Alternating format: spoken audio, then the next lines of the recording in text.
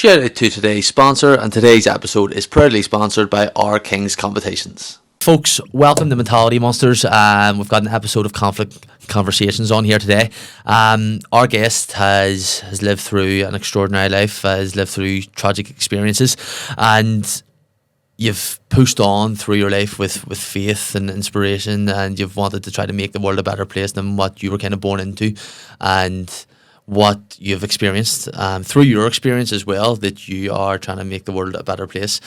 So I just want to let people know that I acknowledge the weight of the story, and I'm very, very honoured that you're on to tell it, because I was saying to Alan here before this, the first time that I ever saw you on like a TV or anything like that, there was an image of you on, I think it was the 20th anniversary of the Shankill Bomb in 2013. That was the first time that I ever saw you, and I can remember actually watching that documentary as well, because I was a young person at that stage, 15, 16, and people on social media were talking about it and stuff like that there, and I didn't really have much of an understanding on it. And then I watched Once Upon a Time again in Northern Ireland, and you were on it there talking, and I was like, right, I need to get Alan here for the podcast. So Alan, thank you very much for coming on. It's an honour to have you on. How are you at the minute? Well, I've broken my shoulder in three pieces. Just to point it out to people. So that's not a great start. I stepped down from Wave, really on mental health grounds, probably about 6 weeks ago. Just was finding it increasingly more difficult just to work with victims and survivors, because I just was in really poor mental shape.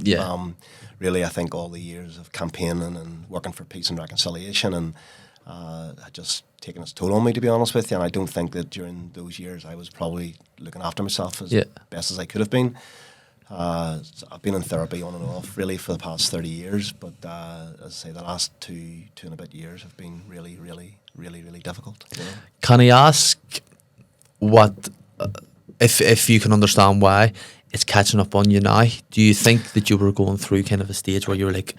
I think when initially the bomb happened, I automatically went into a very angry place. I mean, as you can imagine, I wasn't a violent person, so I was never going to go and, seek revenge or, have somebody killed or anything like that or join an organisation. But I wanted to speak out, and I did. So I started to speak out against Gerry Adams, against the IRA, against the UVF, against all forms of paramilitarism. That was really my thing probably for a couple of years. And in the old archives, there'd be some old footage of me certainly chasing Gerry Adams all around the country, including over to the US as well. And I suppose really having come through that and come out the other end of that and got to a place in my life where I started to ask the big questions about why. Why was there a conflict in Northern Ireland? Why was Sharon killed? Why did the IRA come onto the road that day to kill people that they'd never met before in their lives? I mean, what has to happen to a person to be filled with that sort of hatred, that you could come in and you could do that, and it never really cost you a second thought? And so I started to think about my own upbringing. I was brought up in the Westland housing estate in North Belfast. My dad was in the UDA when I was growing up. When we moved in there in the early 70s, where it was surrounded on all sides by Republican stroke nationalist communities, and so there was a very strong sense of a siege mentality that sort of had enveloped the estate. And so one of the first things my dad did was to join with a group of other men to protect the area, to protect the community, almost like vigilantes. And they would have walked around the streets and checked people's driver's licenses and make sure what they were coming in for was lawful business and all of that, And then he was shot outside Crangle's pub on the Cavehill Road.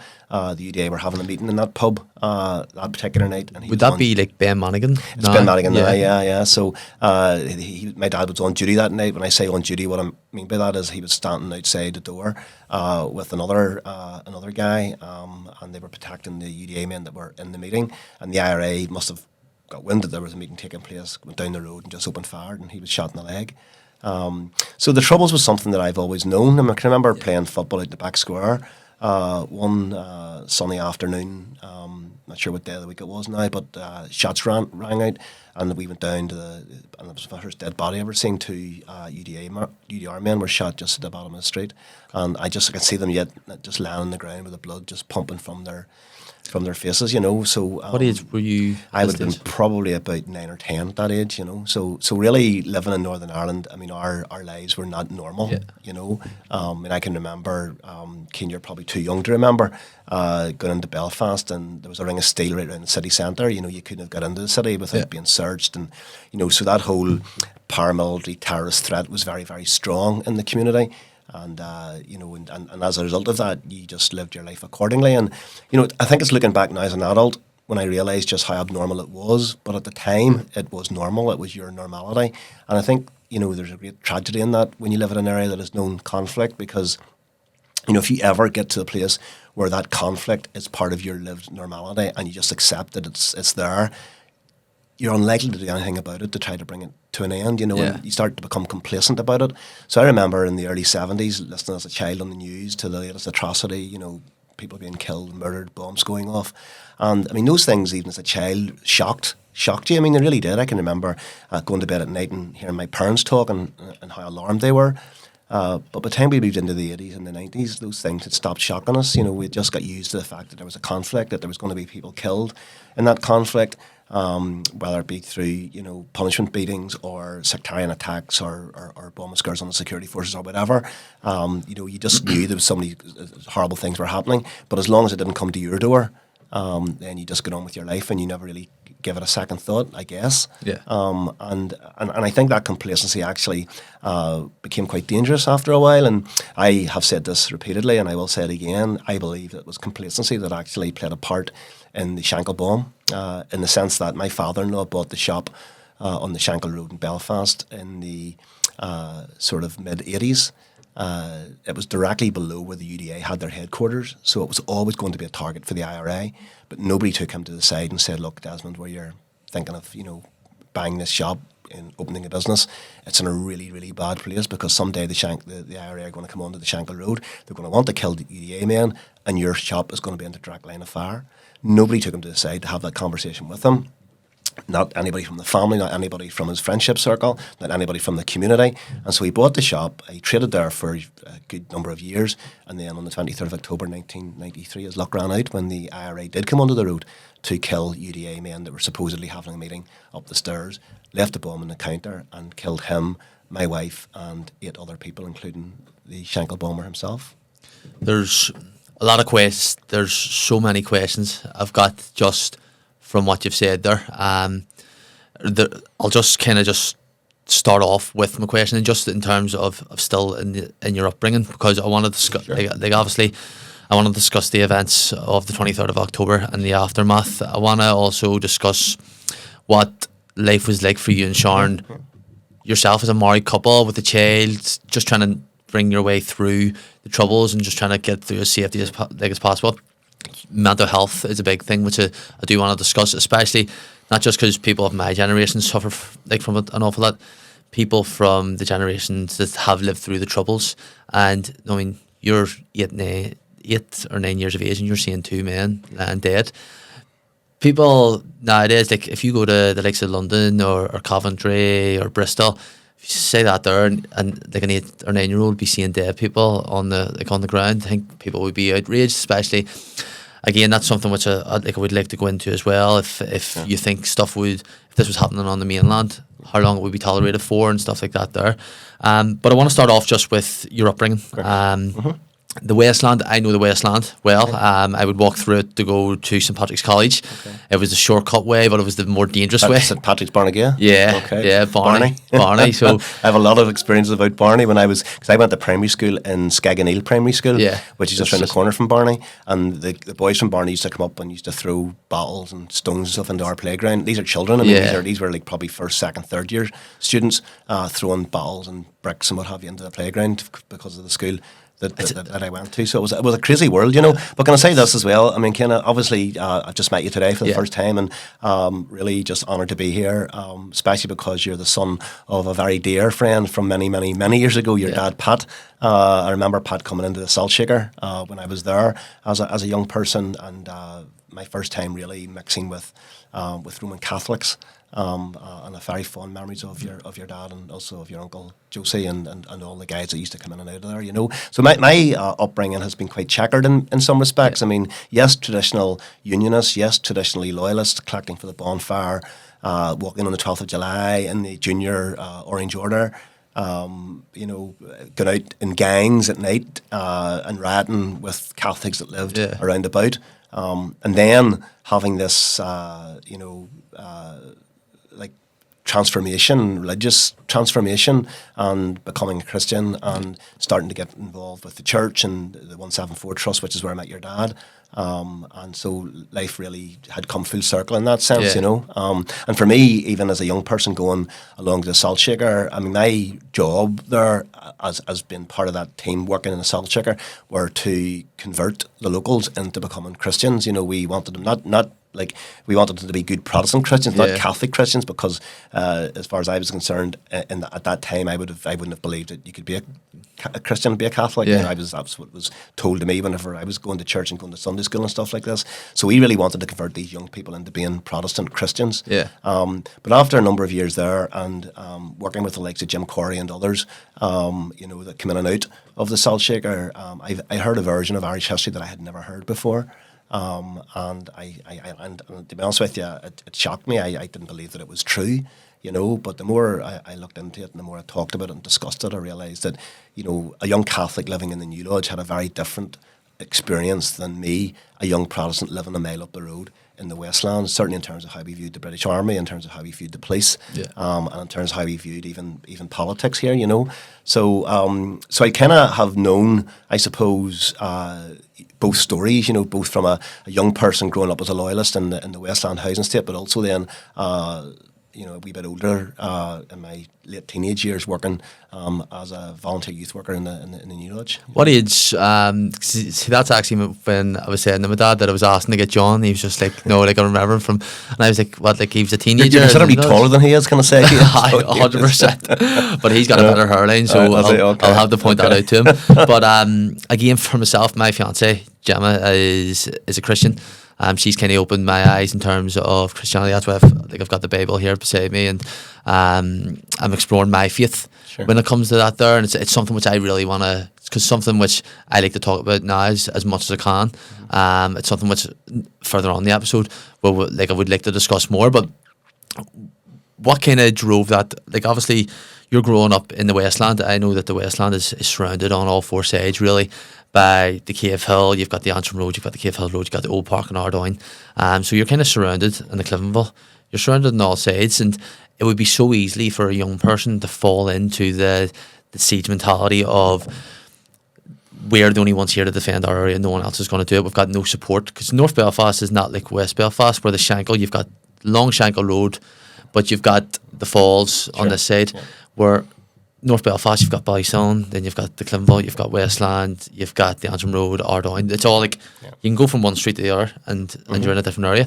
How did you not fall into that there? Well, I mean, the truth of that, Caine, is that for many, many years, I did fall into it. I mean, I was that person that was out on the streets ratting with the other young people that I hung out with. Some of them went on to, join organisations themselves. Some of them were murdered. Some of them served time in prison. I was very fortunate. When I was about 15 or 16, I got involved with the church, with the Boys Brigade, and became a Christian when I was 19. But up until that point, I absolutely had a very strong sense of this siege mentality. I mean, the greatest night in the year for me was the 11th of July bonfire night. I mean, I don't think really that nationalists or Republicans really understand the significance of the 11th night to young Protestants growing up. I mean, it really was like Christmas Day. It was the best day in the year. And I can remember collecting for the bonfire for weeks and weeks and weeks before the bonfire. This was back in the day when you went down the house and you got bits of wood and bits of bed and bits of fencing and stuff like this. There was no pallets in those days, you know. And then you just built it into a bonfire. And then the 11th night itself was just a wonderful experience. And then we went out and we got drunk, and then we went to the field the next day to see the Orange Men and the bands marching. And that was pretty much my life, you know. My dad was in the UDA, as I said. I didn't know any Catholics. In fact, my sister actually married a Catholic. but she had to move to Australia. Serious? Yeah, she married him in 1973 or 74, I think. So- And he was from Unity Flats. He was the worst kind of Roman Catholic, Yeah. actually. In fact, there's a story about that, actually, because my dad was a real loyalist, a real unionist, a real Paisleyite. And so when my sister, who actually, my mum was married twice, so Carol wasn't his daughter, Yeah. but he was her stepdad, and he loved her dearly, and really looked out for her. But he'd no say in her life, and when she was 18 or 19, she met a Catholic from Unity Flats, and I can remember we were allocated a house in the Westland. We were living at that point up in Sunningdale, and that day we walked down. I remember I was only a small boy at the time, and we walked down with all our stuff, and my dad had a wee, what do you call it, Austin Traveller. We like a wee minivan sort of thing, and we put stuff in there, and then we just pushed the rest of our stuff, our settees and our beds, and I mean it was like the children of Israel leaving the Holy Land. You know, there was like probably 10 or 20 people, neighbours and all, just coming down the Cahill Road to the Westland, and we got down to the Westland estate. There was squatters in our house, you know, and we couldn't get in. People, the house we were allocated, there were squatters in it. And so we didn't know what we were going to do. My brother-in-law, well, he's my brother-in-law now, he was my sister's boyfriend at the time, Jim, from Unity Flats, the Catholic, says, Mr. McBride, there's a house free at the end of the street here. If you want, I can get you in. And he picked the lock and got us in. So the reason we lived in the Westland, number 129 Westland Road, was because of my sister's then boyfriend, now husband, picked the lock and got us in. But he didn't really endear him to my dad. Because, you know, my dad, I mean, it wasn't us good law-abiding Protestants that could have picked that lock. It had to be the take from Unity Flats that got us in, you know. So they got in there, and because of the way the Troubles were going, they didn't feel safe here. And so they headed off to Australia, and they're still there to this day. They've got 3 lovely kids and a whole host of grandkids now. And my sister gets back. When my dad and mum were alive, she would have got back every few years, but I mean, she hasn't been back since, so I don't know if she'll be back again, to be quite honest with you. And that's a loss in the Troubles as well that we never think about, really. I would actually love to have a conversation with your sister and her partner, just to see exactly, to hear their opinions on what it's like now coming back. Well, if you can set that up and we could do it via Zoom or something, I'm sure they would be up for that, 100%, you know. I'd love that there. I think that's... Again, as you said there, it's something that's not really looked at. People that have this island. Well, I'll definitely look into that for you, because I'm sure Carl and Jim would be. I mean, they would love to have come home, but they'll not be home now because their families are all. Do they still have their accent? You know? Or? Oh yeah, no, they do. And Jim's very musical, so he plays banjo and a wee Irish folk band out there, and playing some of the clubs and stuff like this. You know, so when he come home, we always take him out to Irish folk sort of sessions and stuff like that. He loves, you know. See, Westland is a community, because when we talk about the Troubles, we always talk about kind of the negative side of the Troubles, because there is a lot of negative. But what do you look at fondly when you were like a young kid, or your upbringing in the Westland? Believe it or not, actually, there's a few things. Going to school, I went to the boys' model, and I loved school. Didn't so much love the studying, because I was never much of a student, but I loved the teachers. I mean, I think of Mr. Granger, who was a fantastic art teacher and a real friend of the boys, and just was a great guy, great role model for me. You know, Mrs. Wilson, you know, Mrs. Esler, actually, who actually was Gavin Esler's first wife, taught me English in school. So I have very fond memories of going to school. I fond memories of the church. I was involved with the Boys Brigade, and you know, so every Friday night I would have, you know, gone there instead of hanging out in the estate.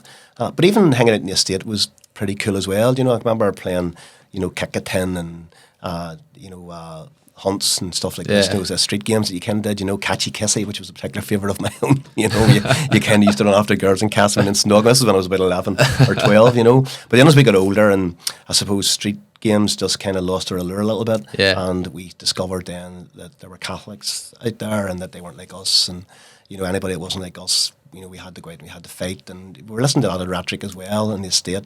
You know, growing up, people, you know, saying very derogatory things about Roman Catholics, you know, and so when I came of age, you know, we were out and we were looking for Catholics. And I can remember going many a night getting into the areas surrounding the Westland, because as you say, it's surrounded on all sides, and just throwing bricks and bottles through people's windows in the middle of the night, and then running off, you know, simply because they were Catholic. Did you ever see with the church? Was that a kind of, because you done it in your teen years? I mean, your teen years, you're wanting to be cool, you're wanting to go with the crowd, and kind of you're happy enough to go with the crowd so you can fit in and be cool. Was it much of a a common thing to get involved with the church at that time? Well, I wasn't involved with the church per se as a churchman. I never went to church as such. So I went to the Boys Brigade on a Friday night, really. So I didn't really go to church much on a Sunday. And as part of it, we were going to the Bible class with the BB, and there was a lot of other lads from the estate that would have been in the BB as well. So I suppose it was socially acceptable. This is what you did, But then when we started to discover other things, girls, discos, riots, and stuff like that. I can remember actually then used to hide. When the BB van was coming in to pick me up, used to pick us up at the corner of the Westland where the fire station is now, and I used to hide in the waterworks until it went, because I didn't really want to go because I wanted to hang out with my mates, But no, there was no real. There was no shame or embarrassment about going to church, in those days, Definitely, I didn't feel that anyway. My parents were both, very strong advocates of the church, even though they themselves at that time wouldn't have professed to have a Christian faith. But they certainly would have believed in sending us along to various Sunday school and Boys Brigade. And to be honest with you, that in those days, I don't know what it's like today, growing up in those working class Protestant loyalist areas, but certainly in those days, Sunday schools and Boys Brigades were thriving. There really were places. I suppose there was no social media, there was no internet, there was no computer games, and I suppose the BB, because they allowed you to play football and allowed you to go on camps to other places and stuff like that. There's quite an excitement almost about being part of something like that. Was it like a youth club?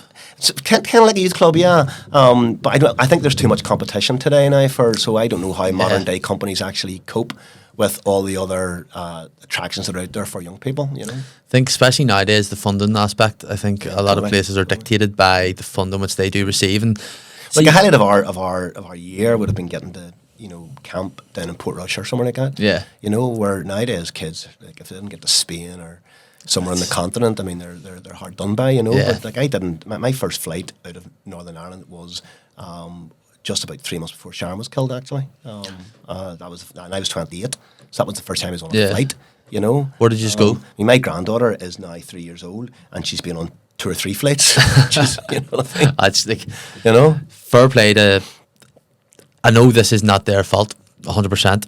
See, when there's a child crying on the plane, I just sit there and go to myself. I go, honestly, I feel sorry for the parent because the parent's probably sitting there going, everyone is going to be hitting me. I don't mind it if you're on a flight to London, but see if you're on a flight to like Hong Kong, as I was on my first flight. So you went to Hong Kong? Went to London, and then we got word of flight to. So I had a friend Alf who came to live with us. He was actually, so this is when I was a Christian, and he had come to our church. He lived on the Antrim Road, and then he was being bullied quite badly down there by some racists that were letting his tires down of his car, and they were writing graffiti on his car and stuff like this about, this is way back in the 80s.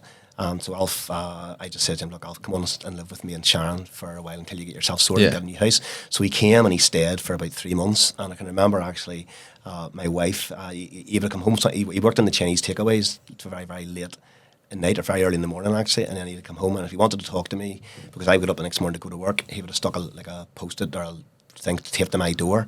And this one particular morning, I had done it, and Sharon, in her anger, she was heading off to work. She was fed up with it. She yanked it, and I took a big yunk of paint off the door, big strip. And she went into me. I remember that morning. She says to me, "Right, Alan, when I come home tonight, if he's not gone, I'm gone." So I had to tell him. So Ralph. So he says, "Alf, you have to leave." So he went. But we stayed in touch, and we're still good friends. Don't hear so much from them these days, but in those days, you had everybody paid into every prudential insurance thing. You £2 a week or whatever it was, and they came around the doors and collected it, and we had been doing that for years. My mum paid it in for us, so we cashed that in when I was 28. So 10 years, 18 to 28, and rather than doing work to the house, we thought we would go on a holiday of a lifetime, and we went to Hong Kong to see Alf. So yeah. How did you find that there? Different culture?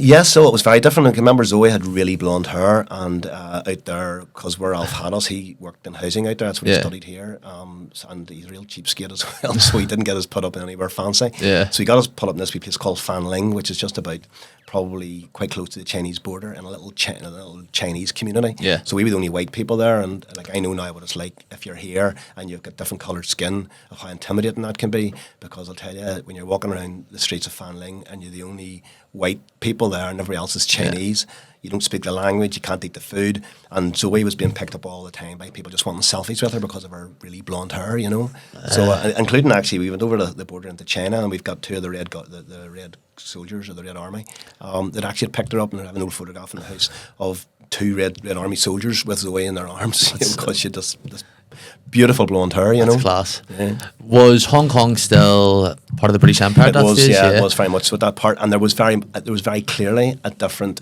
So once you walked over the border and into Shenzhen from Hong Kong, the poverty was palpable. It just met you. Oh my goodness, yeah. I mean, Hong Kong was a very affluent. You know, you very seldom seen beggars in the street. A lot of money around, a lot of skyscrapers, a lot of wealth. Once you crossed the border, that all finished, and it was just poverty like I never saw poverty before or since, actually. Like I remember watching, I don't know if it was handed back 1999 or 98, but they were just saying that's when the empire kind of actually came to an end, was when Hong Kong was, and the ceremony just looked class. Would you have saw, because obviously this is your first time you're going into the general public and the population without seeing soldiers in the streets, what was that kind of like, or just like you're able to walk about and walk in the shops and there's no threat of anything in Hong Kong? It was completely new. I mean, it was like something I'd never experienced before ever, because I'd never been outside of Northern Ireland. I mean, like Port Rush was about as far as I had gone, or Donaghadee, where we had a caravan. But no, I mean, to go there and for there to be no security, literally no security, get into shops and just the vastness of the place and the people, you know, like that's the one thing I'll always remember, the smell and the people and the heat. You know, it was absolutely... humid heat, I'd say. Oh my goodness, it was crazy. And thousands and thousands and thousands. There's nowhere in Hong Kong you could go where there's, you know, where you didn't bump into thousands of people. The actual people in Hong Kong, 90% of the population live in high-rise, you know, because it's just not the space. Yeah. You know, Hey everyone, Caine here from Mentality Monsters. Time to talk about today's sponsor. If you love the thrill of winning big, then you need to check out Our Kings Competitions, the UK and Ireland's top spot for incredible praise competitions. They're giving you the chance to win luxury cars, dream holidays, top tech, and even life-changing cash prizes, all for a fraction of the cost. And what's the best part of this? Entering is super easy, so you just need to go on, select your competition, grab your tickets, and then you're in for a shot at winning big. With guaranteed winners in every draw and some of the most amazing prizes out there, Our Kings is the place to be if you want to turn a little into a lot. So, what are you waiting for? Head over to www.ourkingscompetitions.com now and grab your tickets, and you could be our next big winner. That's Our Kings Competitions, where dreams become reality, and enter today. So just to kind of wrap up the childhood aspect of this episode, you said your father was heavily involved in the UDA and the community defence of the Westland. Was there ever any expectations or pressure for you to further join an organisation? That's a really good question, because people have asked me that a lot. In fact, I've heard it said a lot, that if you lived in that estate, there was almost an expectation that you would join an organisation. Yeah. I have to say to you, that was not my experience from living in the Westland. I was never approached, I was never asked, I was never, you know, coerced into joining anything at all. Yeah. Now, don't get me wrong, there were lots of my friends at the time that did join, not just the UDA, but the UVF as well.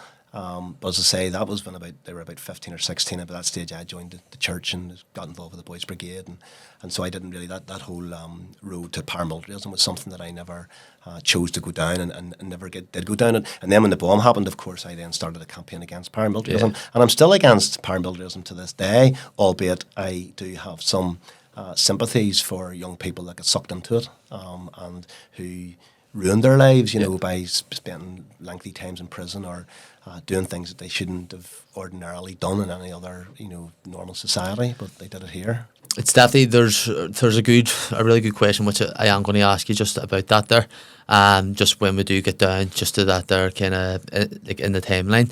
But move on in terms of the church. You're working, like you're doing cross community work in the New Lodge at a time when everything's going on, know what I mean? There's stuff going on everywhere. You've had the likes of... I can remember my very first day actually working in the Salt Shaker, the 174 Trust. There was a guy came into the room who I now know his name is Billy Caine, and very sadly he was murdered himself actually in Hillman Street in the New Lodge when I was there. And I became a really good friend of Billy's, but this is when I first met him, and he sat down, he said that he was Billy McGlinchey, and that he was Dominic McGlinchey's cousin, who was the guy who was a well-known INLA assassin. Yeah. Would have been in the papers a lot back in those days, so he put the fear of God in me right away. And there was another guy, Big Jim McDonald, Big Jim Farmer, who's also became a very dear friend, and huge Man Mountain. Came over and told Billy to clear off, and I just clung to him like a limpet the rest of the rest of the day. So I do remember going there and it being a real eye opener, working and sort of serving the people of the New Lodge, because their experiences, certainly of the British Army and of the conflict, was very different from my own. And how did that there how did it go against the narrative that you were taught? Well, for years I didn't believe it. I mean, particularly when I heard about Bloody Sunday, for example, because I was always led to believe that Bloody Sunday was, a battle between the British Army and the IRA, that there were IRA on the street that day and they were shooting on the British Army, and the British Army returned fire and shot, so many of them dead. I mean, that was the narrative that would have been circulating in largely Protestant loyalist areas, and yet they were telling me that these were unarmed civilians, that the British Army just ran amok, and that is now, with the Savile inquiry and stuff, has now come to be the truth. Yeah. And people now, I hope that people now are starting to believe that that's the case, although I suspect in some Protestant areas there's still some people that will still hang to the old narrative, even though the old narrative has been largely disproven. And I got to know some of the families from Bloody Sunday as well. Wonderful families, and I also have to know some of the families from the Ballymurphy massacre, dear friends of mine, because their massacre was actually before Bloody Sunday, and yet it didn't get half the publicity that Bloody Sunday got, and those families have just went about their business of trying to clear their loved ones' names, because again the association was that everybody that was murdered that day in Ballymurphy were all members of the IRA, and it's absolute nonsense. They were just unarmed civilians that were just trying to protect their homes and their families. And I mean, one particular lady, Joan Connolly, I would know her daughter Breach very well, and Joan was murdered and left just basically to bleed out, by the British Army. So when you get to know families like that, and particularly the way they've gone about their business, with nothing but just decorum and just integrity, and it really has been. But again, living in the loyalist community, unionist community, I would never have heard those narratives, would never have heard those stories, would never have met those people, and I've got to meet those people now. So I suppose my understanding of the conflict is probably quite rounded. Not only have I got my own experience of that through what happened to Sharon and the Shankill Bomb, but also from other atrocities as well. And even, having met some of those that were actually took an active part in the conflict, in terms of, young men going out and, I can never forgive them for what they did. Yeah. And I'm not suggesting from that I have, but I do understand, what led them to do the things they did, even though there's no justification for it.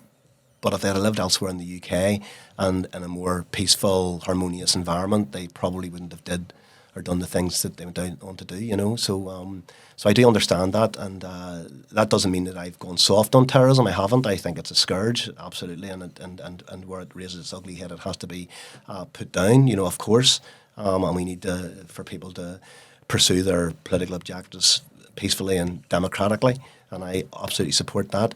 But I do understand how sometimes young people, especially young people, can be used and abused by others in their communities who perhaps maybe, older, more senior, who never got their hands dirty, and yet who went out and, encouraged these young people to go out and do some really horrendous things, So the conflict in Ireland and in Northern Ireland was particularly messy, and it has left a lot of very wounded people out there, from all walks of life.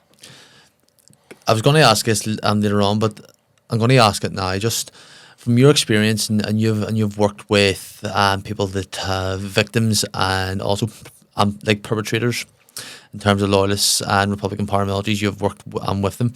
What type of young person was it back then?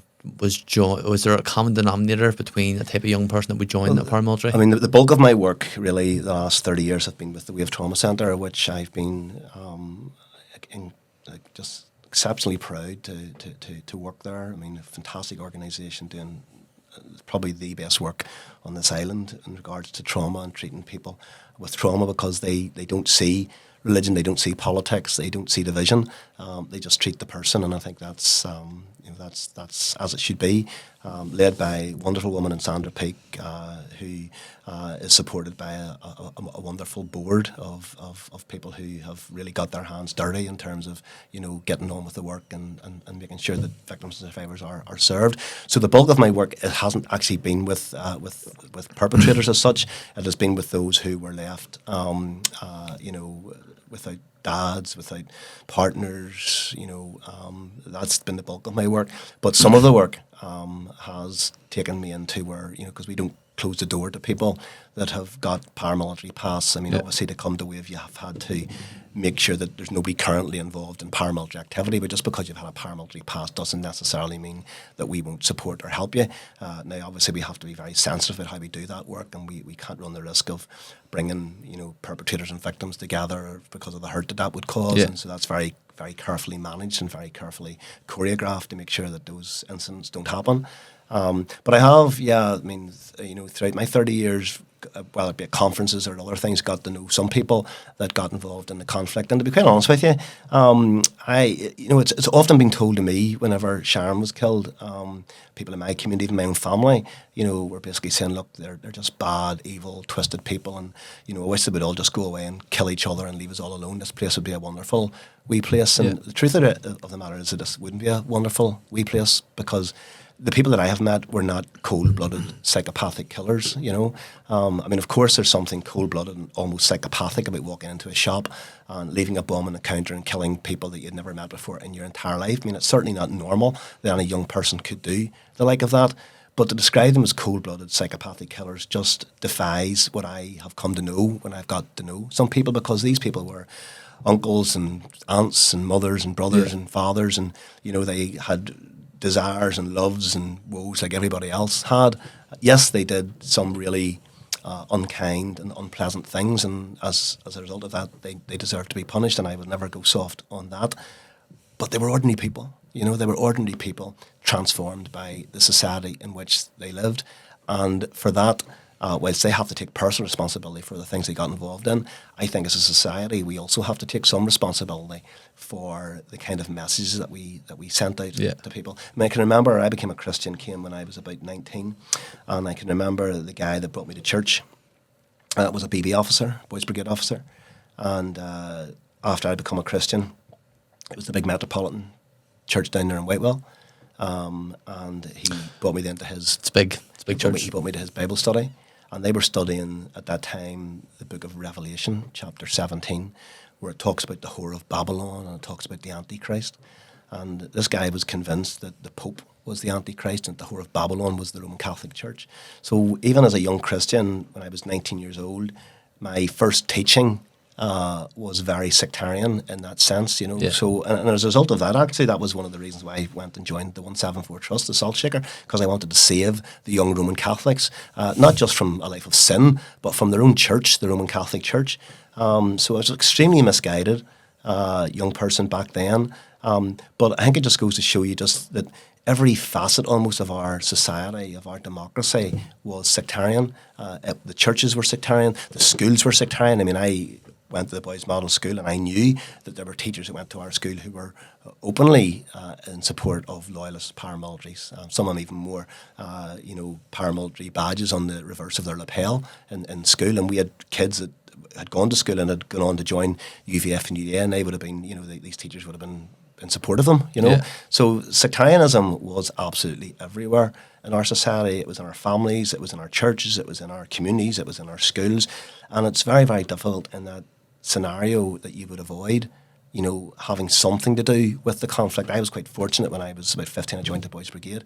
But I guess other young people that were, my age and stayed involved weren't as lucky, and they got more and more roped in and sucked in by the absolute horrendous politics of the day.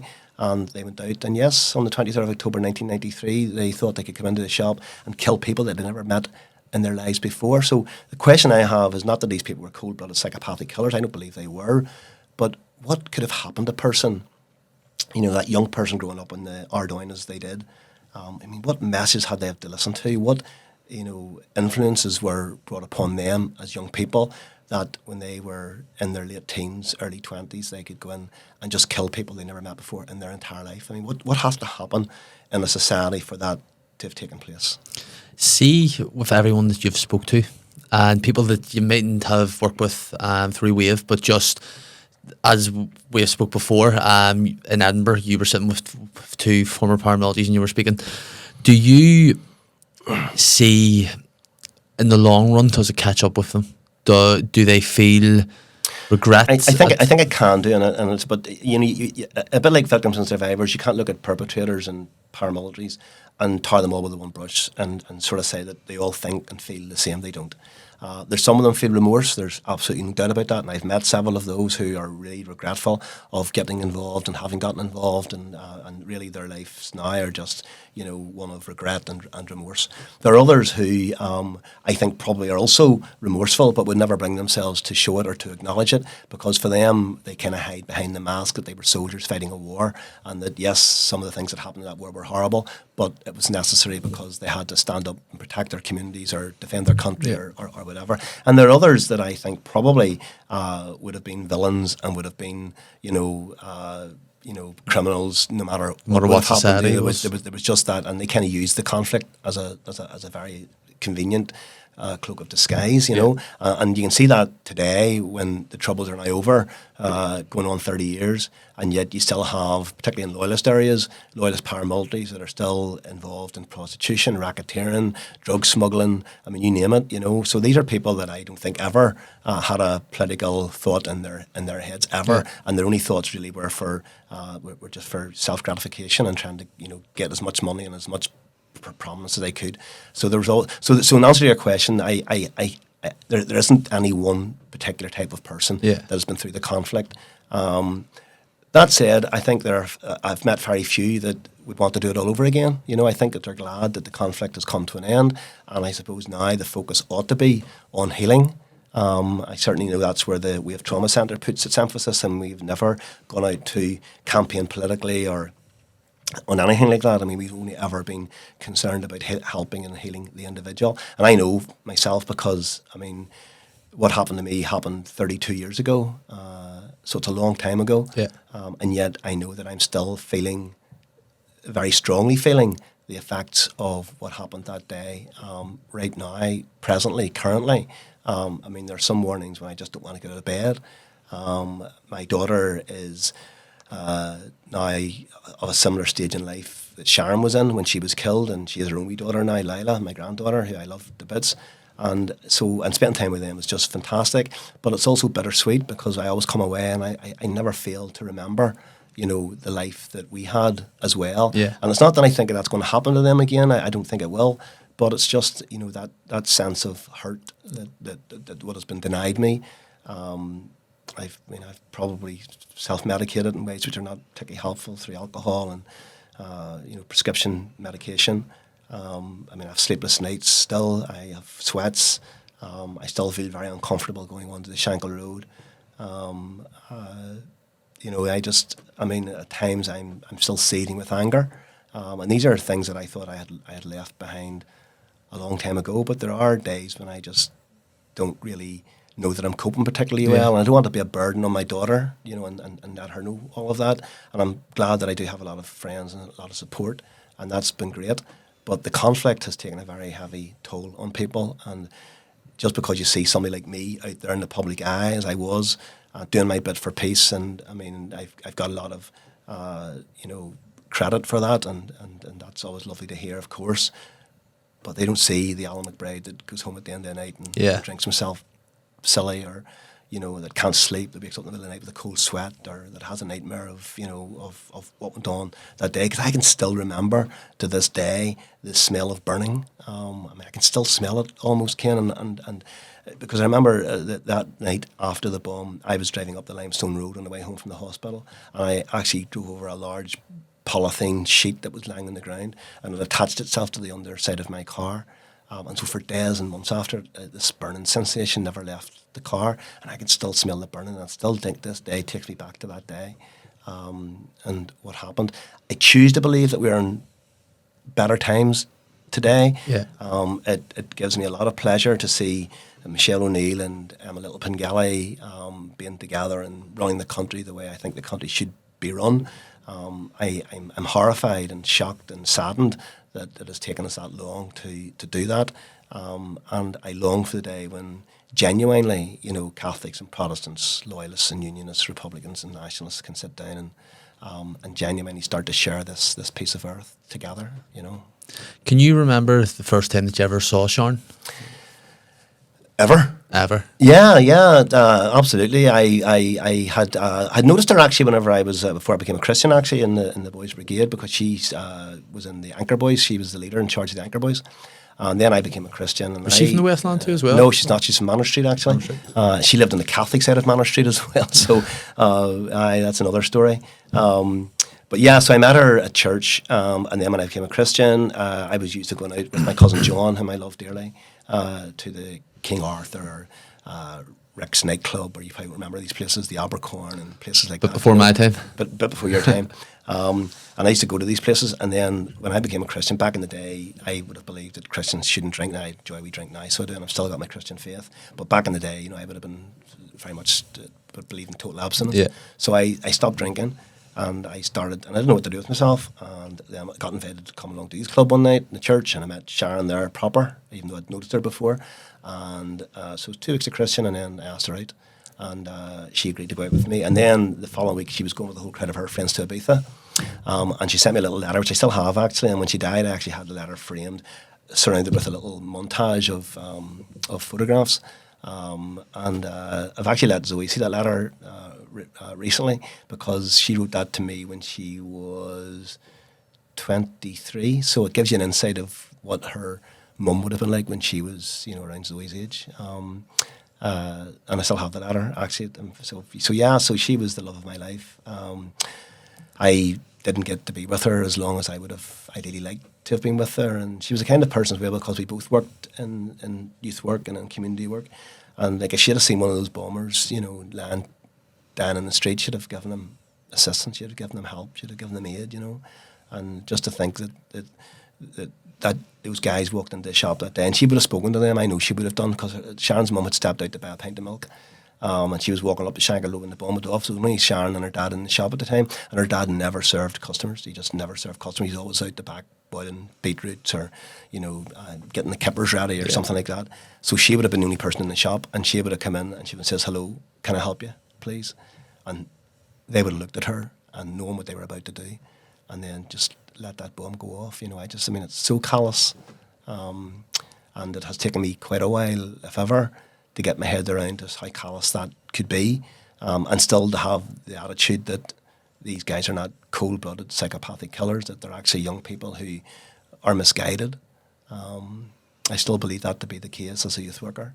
I think in working with young people, if I ever got to the place where I thought that somebody was beyond the pale, that they're beyond help, they're just so far gone that, then how could you ever do your job, do your work, So I've only ever tried to be a power for good. I've only ever tried to love people and to show kindness to people and to show compassion to people. And that has come at a huge personal cost to me in terms of my own journey and where I'm at now in life with the mental trauma of everything that's gone on. But I like to think when you look back, that I've probably done some good in the world anyway. I hope so. How long were you married for? 7 years, yeah. So we were, very, very short period of time. I was actually married a second time to a most wonderful woman, Claire, and I messed that up and lost that relationship. In fact, I've actually lost all my relationships through just being a bit of a dick, to be quite honest. And I'm not trying to blame that on what happened on the bomb. I've no idea how things would have gone with Sharon and I had the bomb not have taken place. But I would love to believe that life would be very different, that maybe I would have had more children, and maybe Zoe would have had little brothers and little sisters, and maybe I'd be in a better place. I have no idea, but I think stuff like that there kind of can drive a man insane, just the what ifs. I think that's right. And I have a lot of what ifs at the minute, so my plan for the next wee while is to try to get help for my mental health, to try to just get on with my life, I still continue to make a contribution in some small way, I mean, I don't particularly want to work for an organisation again, with all the constraints that come along with that. And that's no slight, by the way, on Wave, who were fantastic to me, and obviously a wonderful organisation led by the most amazing woman, Sandra Peake.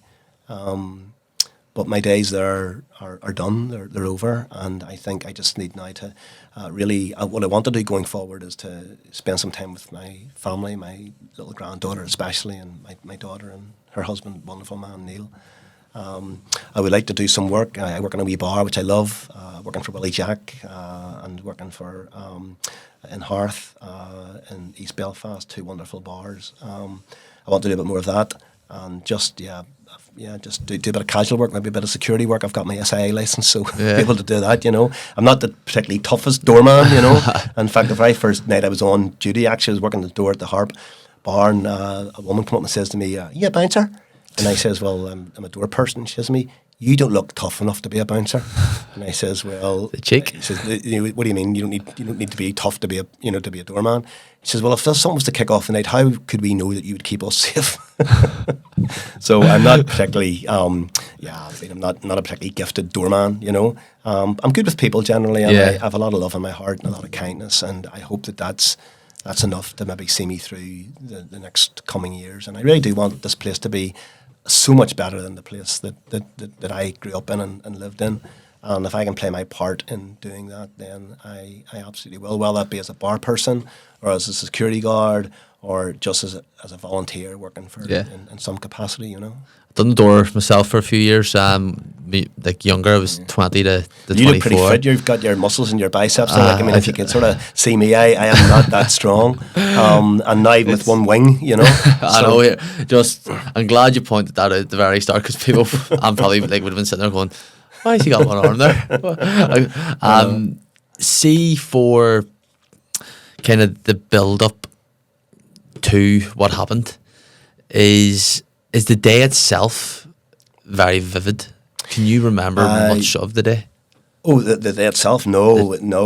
I remember the day itself. I can remember every detail about it. But the run up to it, I mean, the night before the wee bit, actually, my friend Rodney, one of my very best friends, was over at the house. We were doing some work in the garden that night, and Sharon was away seeing one of her best friends, a girl called Lynn. And Sharon got in very, very late at night, haven't seen Lynn, and Rodney and I finished working in the garden, so we just sat around the house. Rodney had a cup of tea, don't take tea, and we had something to eat. I think actually Sharon had made banoffee pie that day, and so we had a slice of banoffee pie. That was on the Friday night, and not realising that would be the last Friday night that I would spend with Sharon, because the next day was the Saturday the 23rd. And so Rodney, my friend Rodney, was one of the last people to see Sharon alive. And we spoke about that a wee bit, and I know that he obviously, he knew Sharon, but he wasn't related to her or anything like that. But even he feels that in terms of losing a very dear friend. And then the day itself, I can remember that morning getting up. It was a beautiful sunny day, October. I wanted to go for a ride on my bike, and I was going to take Zoe. I wanted to come back and then put her to sleep for a rest. She was only 2 at the time, just turned 2. And I had the afternoon planned by coming down to watch Football Focus, which I had taped, or which I hoped I had taped on my VHS recorder, if you can remember the VHS recorders. But I didn't know how to work them, so I'm not very tactical. Anybody that knows me would know that. So I asked Sharon if she would tape the football for me. And she said she would. So I got the bike onto the back of the car, I got Zoe into her baby seat, and then we dropped Sharon off at her father's fish shop business. And I can remember saying to her before she left, "Did you tape the football for me?" And she forgot. And I called her a silly so-and-so, and then I drove off. And so the last conversation that I had with my wife was actually it wasn't a nice conversation. Yeah. I was quite angry with her, actually. And it just shows you just never know the minute, So I think if you're with your loved ones now, just tell them every day that you love them, that you care for them, because you just don't know when is the last day that you're going to actually see them again. I was actually just speaking last night with a dear friend who was telling me that another dear friend's son had taken his own life, at 18 years old, and I was just thinking, you just never know, and you really need to tell your family every day that you love them. I came home that night to my mummy's house actually, and my friend who I was on the Shankill Road with that day, his wife was looking after Zoe when it happened.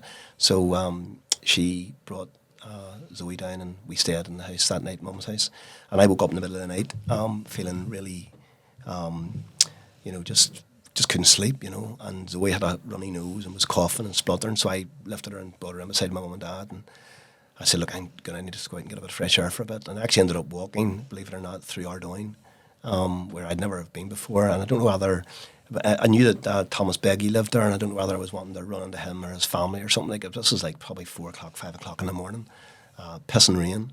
And I'm up to, finally made my way up through Ardoyne and then up the Crumlin Road to Ballysillin and on to Kilcool. And went and, saw my sister-in-law. And then together we came down and, told Zoe what had happened to her mum, And I can even remember that, taking her in my knee. And my mum was a big photograph of us in the house, which is now in my house, of us on our wedding day. And I looked up at it and I said to Zoe, who's that up there? And she says, that's Mummy. And I says, yeah, well, your mummy's gone to be with Jesus. And to this day, Zoe has never asked me about that. Now, I know that she grieves. I know that she does it very differently from me. She's a very private person, so she doesn't really openly talk about it. I can remember actually, probably a year or so after the bomb, she was going to school and I was taking her to a wee friend's birthday party, and she'd put on that little Tinkerbell, the sort of kids makeup. Yeah. So she'd plastered her face with this Tinkerbell stuff, and I was taking her out. But on the way there, I thought I would nip around to the cemetery and leave some flowers, because I did that 2 or 3 times a week. And I went and said a wee prayer at the grave, and I came back and went back into the car. She'd obviously been crying because the makeup had run all down her face, the mascara. And but we never spoke about it, and we never have, But I know that she is. She would make her mum so proud. I mean, she's just a wonderful, wonderful young woman, fantastic mother, has got a great husband, and she's just, she really is just everything that you could ever ask for in a daughter. And I'm just sad that, we don't get to share that as a family with Sharon, because Sharon's not here anymore, and, she's one of the statistics, our society has paid a huge price for the conflict, and you think about the people who should ordinarily be there, be still in our lives, that aren't, and for what, So the 23rd of October is kind of over here, where the aftermath kind of, and say there's a lot of things, there's a lot of cameras, there's probably a lot of journalists, a lot of people are maybe coming to you, and you might be hearing stuff from the Republican side, you might be hearing stuff from the Loyalist side, explaining certain why they were in there doing that there and stuff like that there. But what was the aftermath of this all like for yourself, and the pressures of it? The first 2 years, I went on my own journey of just calling them out, basically. I can remember phoning Sinn Féin headquarters and leaving messages for Gerry Adams. I can remember whenever Gerry Adams was speaking publicly at things, going along and trying to heckle him from the floor. The very first time they were given the right to fundraise in the US, this was after the ban was lifted, Gerry Adams went out and he was doing Larry King Live, and he was going coast to coast. And I went out with a few others, and wherever he went, we were there with our placards. A guy called Tommy Clark, he was an artist, and his son Malachi had been beaten by the Provost, and then a year after took his own life. And Tommy was a fantastic artist, a bit of a cartoonist actually. And so he had these photographs of Gerry Adams with blood dripping from his gun and stuff like this, Yeah. And that's not that I blamed Gerry Adams for the Shankill Bomb, I didn't. But he was the public face of the Shankill Bomb for me, because when he carried the coffin of Thomas Begley, he became the public face of the Shankill Bomb. So I started to have a very personal campaign aimed against him, which meant I wrote letters to him. I took placards and protested outside his offices, and confronted him in Washington and New York and Boston. Confronted him at Dublin Airport, did all of that. And that was the first 2 years, and it wasn't really probably 2 or 3 years down the road, and I'd been doing a lot of writing by my wife's grave, which I did back in the day. I'd suffered a wee bit of depression just around about the time of the Shankill Bomb, and it just got worse, obviously, because of what had happened. And I started to keep a journal because my therapist thought it'd be good to me to record my moods and swings and stuff like that. And initially, when I was writing that journal, they were just letters to Sharon, love letters really, about how much I missed her. I was 28, she was 29. We had our whole lives together. I couldn't begin to imagine what life would be like without her. But then as I got stronger and I started to think about my own upbringing, I started thinking about my dad being in the UDA, I started thinking about my Uncle Cecil, who used to come into our house, lovely, lovely man, wonderful, wonderful human being, but had also very derogatory views of Roman Catholics, and he wasn't behind the door sharing them with my mother and stuff, Started to think about that, started to think about the fact that I didn't know any Catholics, I had no Catholic friends, grew up in a very sectarian society. My sister's boyfriend, Jim, when they got together and got married, they had to go to Australia because they couldn't live here because as a mixed marriage. So I started reflecting all of that, and I came to the conclusion that, if we were serious about building peace in this society, that rather than trying to ostracize or to leave outside the room those that have been involved in paramilitary activity, because my dad himself was a paramilitary, that we really had to engage them. There's no point in, as somebody once said, building peace with your friends. You have to make peace with your enemies. And we had loads of different initiatives in Northern Ireland, right back to Sunningdale, and every one of them failed because they didn't talk to the people that were actually fighting the war. They were the great unwashed, the people that should never be consulted with, because if you did that, then you're giving into terrorism, etc., etc. Yeah. So I understand the rhetoric, but still, when you leave people like that outside the door, no matter how well-intentioned your efforts are to build peace, there's still going to be a sizable proportion of the population that's still engaged in that war mentality. Yeah. So we had to really, we had to face that down. And so I became a real advocate then for that approach for peace building. I mean, I was very supportive of Mo Mowlam going into the prisons and talking to the prisoners. I worked with Quentin Oliver on the Yes campaign, the Good Friday Agreement, even though I knew that the person who murdered my wife was going to be out of prison, having served a relatively short period of time in jail. But I rationalised that to myself by saying, okay, that's wrong, and if I could cherry pick the agreement, I would say that shouldn't happen, that part of it. But I couldn't cherry pick the agreement. You had to take it all or none of it. And I knew that, if this was going to lead to peace and harmony and, and all the good things that I think we're starting to enjoy today, well then maybe for me, even though it was a big price to pay, seeing the person that murdered your wife being out in the streets, but in a continuum of injustices, it was probably more just that I let that happen because it could lead to peace than if I said no. And so I started a campaign for that. I know that my story was used to try to change opinions. I can remember actually my friend, a dear friend of mine, wonderful lady, Nicola Lina, and I went in as part of the YMCA delegation to meet with the Ulster Unionist Party, David Trimble, because he was doing the rounds amongst unionist organisations, and he considered the YMCA to be one of those, although we were actually more cross-community, but he thought, we were consulting anyway. Yeah. And I went along to the consultation, and at the end of it, I can remember telling my story. It was Dermot Nesbitt was there, actually.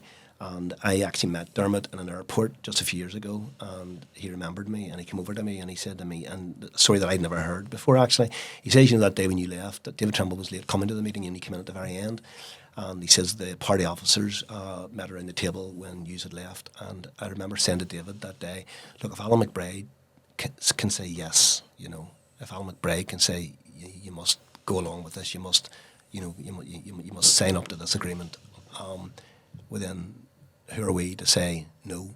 I mean, if he can do it, given what he's lost, then we must do it. And he said to me that was one of their main,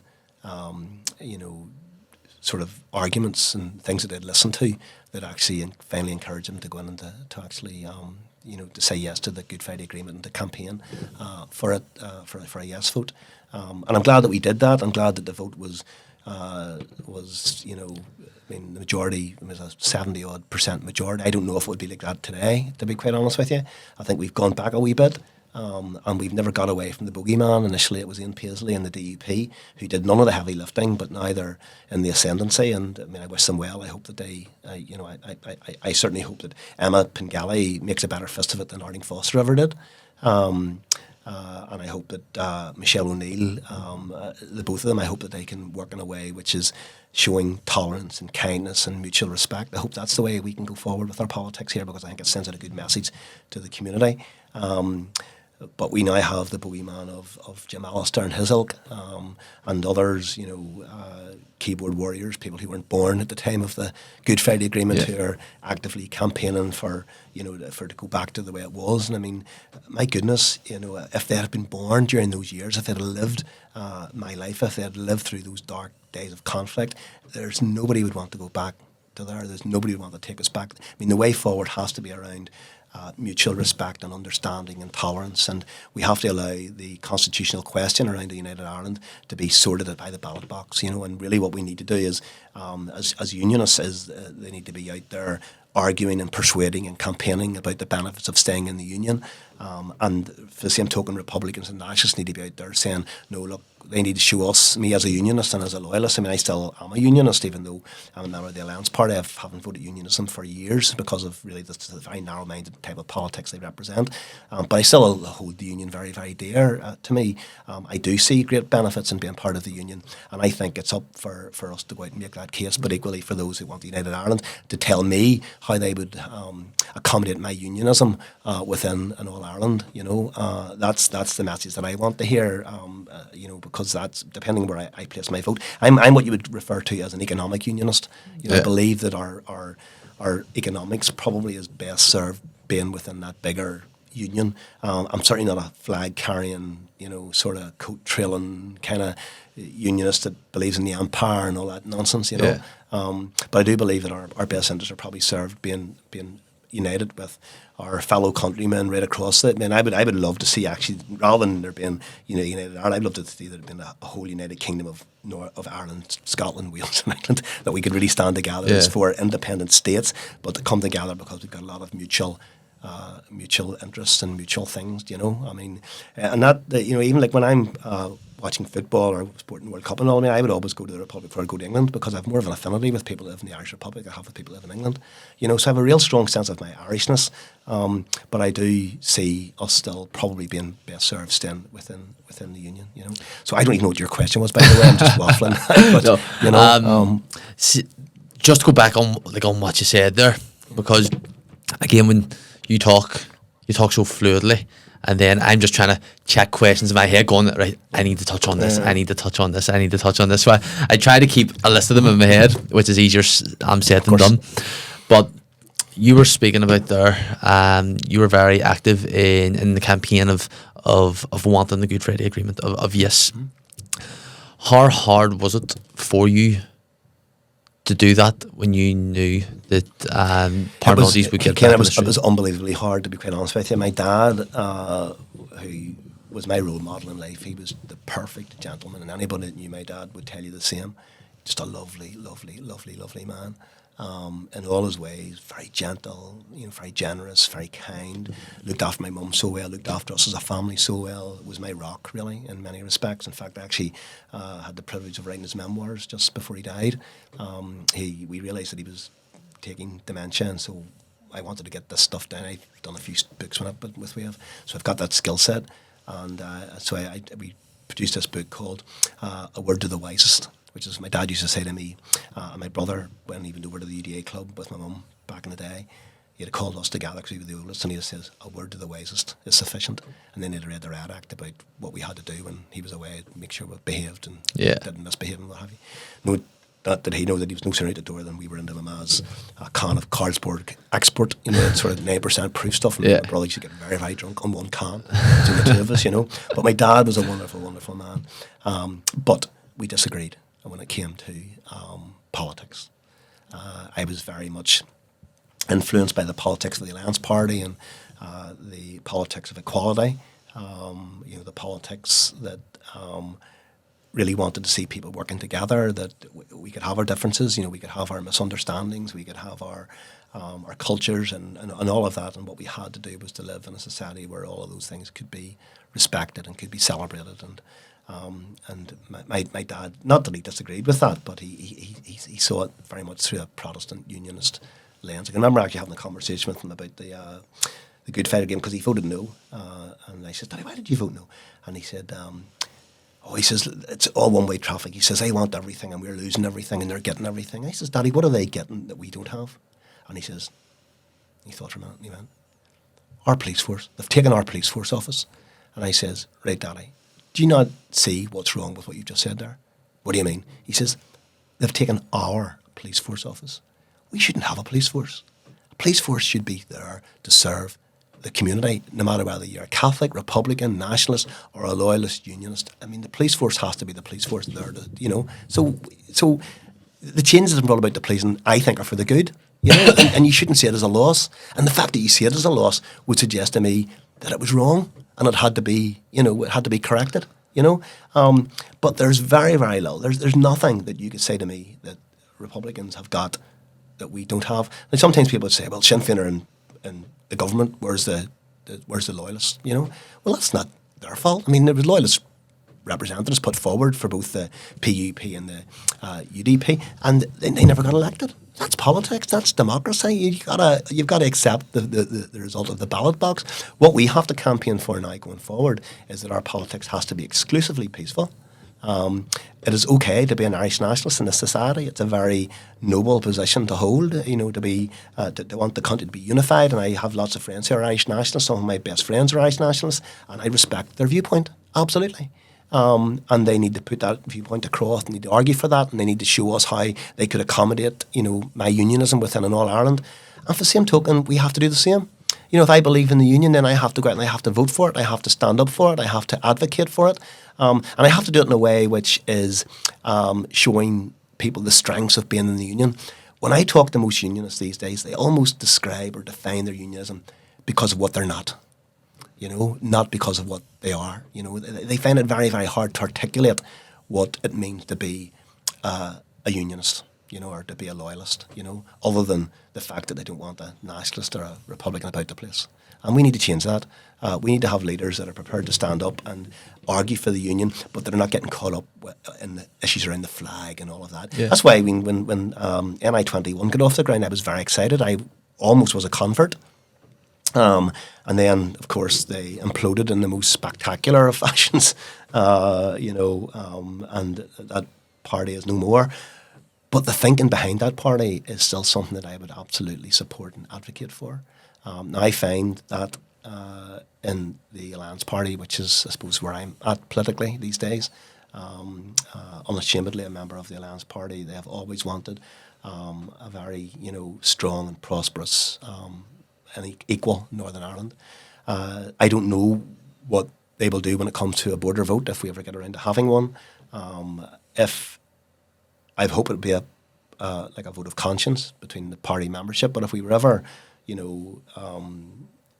coerced into having to go out and to vote one way or another, particularly if it was for United Ireland, I think I would have to leave the party because that would be untenable just for me to remain within it when I am very, very strong Ulster Unionist, But, I see brighter days ahead for us as a society, and I am starting to see in Emma Pengelly and Michelle O'Neill some of the little seedlings of, what could be. I mean, I absolutely love the days of Martin McGuinness and Ian Paisley, who, whilst I would have had issues with both of those men for their past and the influence that they had here for many, many years, but I think towards the end of their lives, both men actually had changed almost beyond recognition. Yeah. I mean, I never thought I would ever sit in a space and say that Ian Paisley was someone that I respect, but towards the end of his life I did respect him.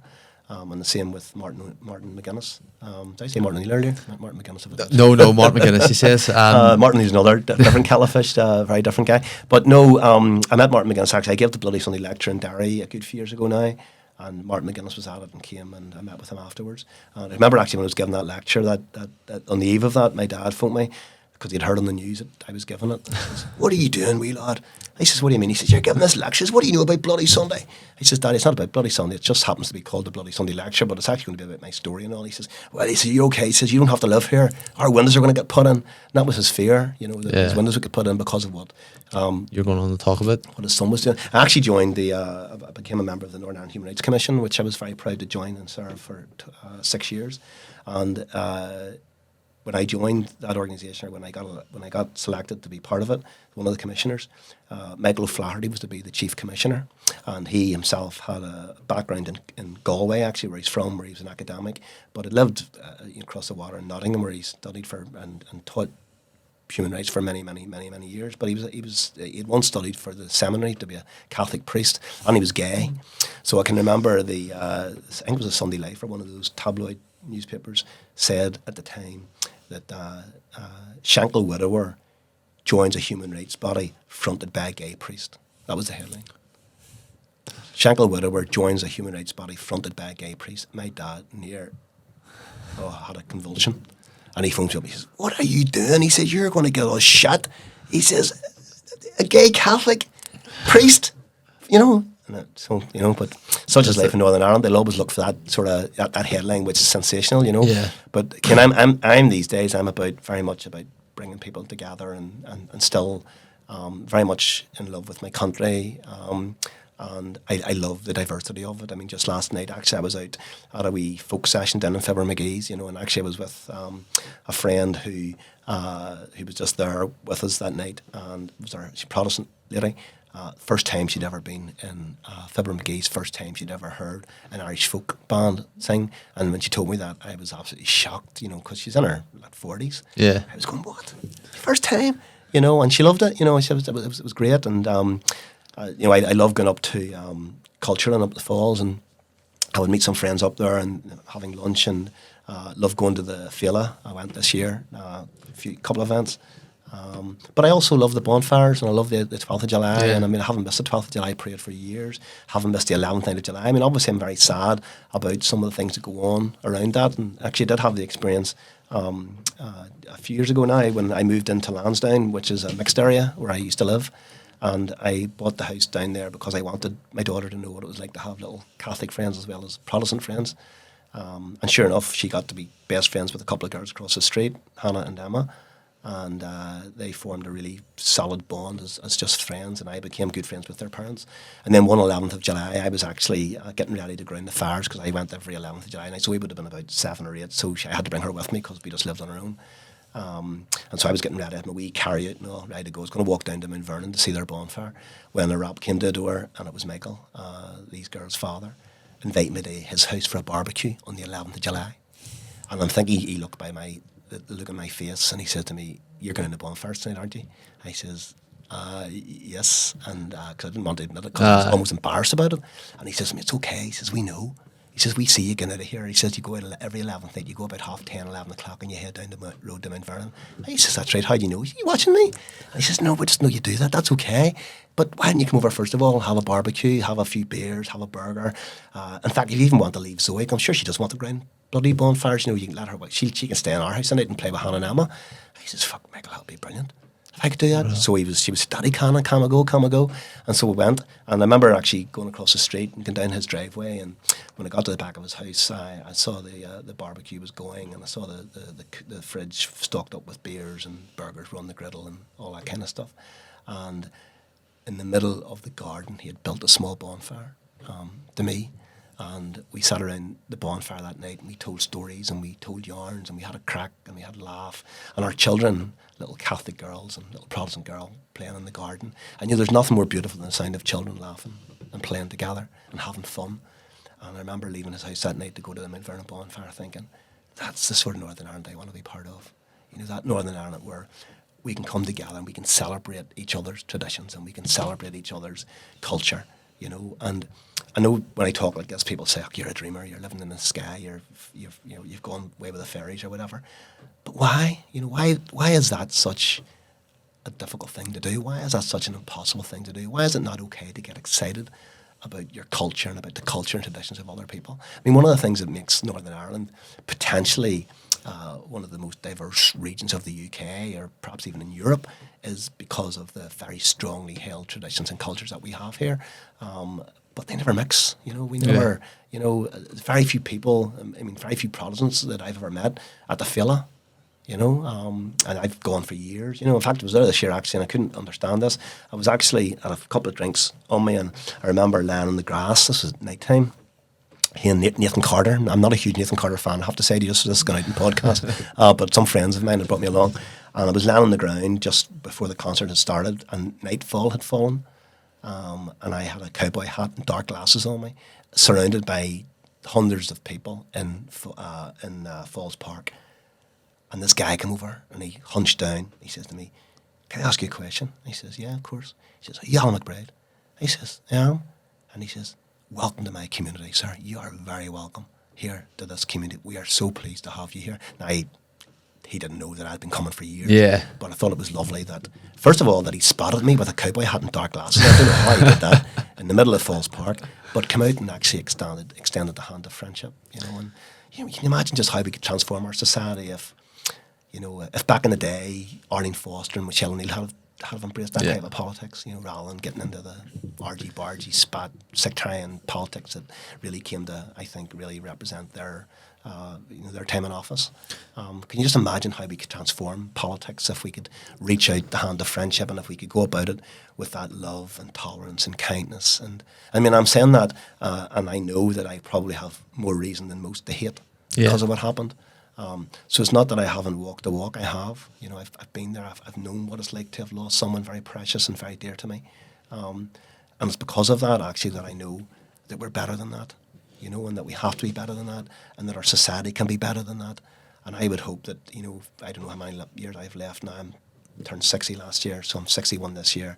I would certainly hope that the next lot of years that I'm alive on this planet, that, you know, they're the best years yet, you know, in terms of just peace and progress and hopefully an improvement to my mental health, you know.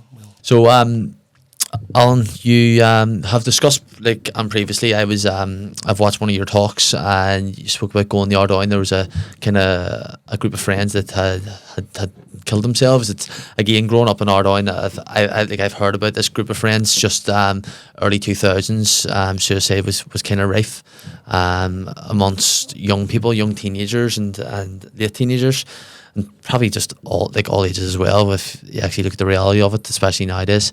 But you went in the Ardoyne and you spoke to the family and stuff like that there, and you were there and you spoke to other parents that had also lost their kids. What was it like for you going, because you said that you don't really like going on the Shankill. I would say going in the Ardoyne, it's not probably... to be honest with you, I'm actually, I think I'm better received in nationalist areas than I am in loyalist areas. Some loyalists see me as a bit of a turncoat and a traitor, simply because I say we need to reach out the hand of friendship and we need to accept and be tolerant of other people. So I'm not always welcome. And that's not by everybody. Yeah. By no stretch of imagination. I mean, I think there's a lot of very dear Protestant friends and loyalists and unions that do love and support me. But there's a remnant of those that probably will never, because they really just can't. They just can't bring themselves to be in a space where they can do things differently, you know, and that's what I'm advocating. So I'm always very well received, usually in nationalist Republican areas. And yes, I mean, this particular time in Ardoyne was incredibly sad. I was actually good friends with the family. I'll not mention them by name, but I would have been in their house frequently. In fact, one of the young people that took his own life, actually, when I brought him to Wave, actually, when he was about 7 or 8 years old. I was told that he had various members of his family were killed, and so he had been referred into us for services. And I had gone to pick him up, and took him to Lady Dixon Park, actually, to play rounders and stuff like this as part of a summer scheme that we were on at the time. And he never settled. You know, he just never settled. He never mixed. He never didn't want to join in the games. Yeah. He was quite fearful, you know, because he was on his own. I suppose 7 or 8 years old. I mean, he's probably, you know, terrified. So I said to the old youth worker, I said, look, I'll drop him back if that's okay, and you hold the fort. So I brought him back. This is back in the day when I suppose it was okay to be alone with a young person. I don't think we did today with all the child protection stuff and all, but it was years ago. And I remember driving him up to the house that I thought I'd picked him up from, getting out, and he got out with me, and I took him up by the hand, up the path, and dropped the door. And this lady came to her and she says, look, I'm bringing young so-and-so back. He hasn't settled. And the woman looked at him, he goes, that's not my child. He says, what do you mean? And I looked at him, he says, do you live here? He says, no. He says, where do you live? He says, the next block. So I brought him to the wrong house. And that was one of the young people that very tragically took his own life. So yeah, so when I was in that house, and I got to know some of the other families as well. The other thing that really struck me about that, two things. The one thing that, like, there was about six deaths in the period of about 8 months or something like that. So it was a relatively short period of time. And there were 6 in that little community.